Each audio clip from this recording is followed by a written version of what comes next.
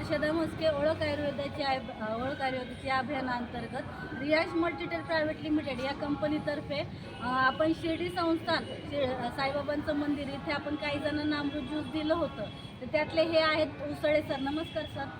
तर त्यांना कशासाठी दिलं होतं आणि त्यांना काय काय रिझल्ट मिळालेला आहे हे आपण त्यांच्याच तोंडून ऐकू.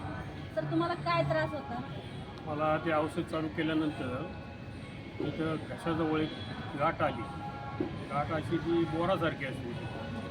तर ती मग मी मॅडमला कॉन्टॅक्ट केलं. मॅडम म्हणलं असं औषध चालू केलं आणि माझ्या घशाजवळ एक गाठ आलेली होती चरबीची. मी सोनोग्राफी केली, त्याच्यामध्ये 7.8चा चरबीची गाठ दाखवली. त्या म्हणे ऑपरेशन करावं लागेल. मी का ऑपरेशन केलं नाही. मग मॅडमशी कॉन्टॅक्ट केलं. मग मॅडमने सांगितलं ह्या औषधाने काय गाठ येऊ शकत नाही आणि ह्याच औषधाने ती काही कमी होऊन जाईल. त्याच्यानंतर मी असा बदल केला की ते औषध गार पाण्यात न घेता ते कोमट पाण्यातून घेण्यास सुरुवात केली. तर ते 8 दिवसात ते 10 दिवसात मला ही गाठ कमी झालेली दिसली आणि मग मी ऑपरेशन करायचं पण कॅन्सल केलेलं. आणि देशमुख डॉक्टरला पण भेटलो, हॉस्पिटलमध्ये पण भेटलो. ते म्हणे ऑपरेशन करा. मी ऑपरेशन केलेलं नाही. ती गाठ बसून गेलेली. आणि कितव्या बॉटलमध्ये ती गाठ दुसऱ्या बॉटलमध्ये म्हणजे 1 महिन्याच्या आत ती गाठ बसलेली आहे. ती गाठ ऑलरेडी असणार आहे, ती उद्भवली किंवा दिसली आपण जसं म्हणू.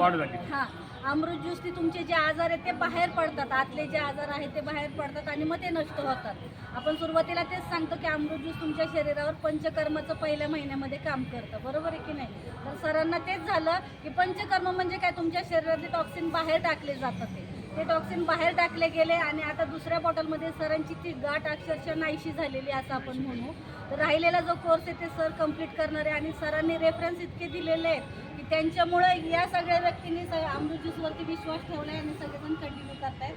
तर धन्यवाद सर, तुमचा एवढा अमृत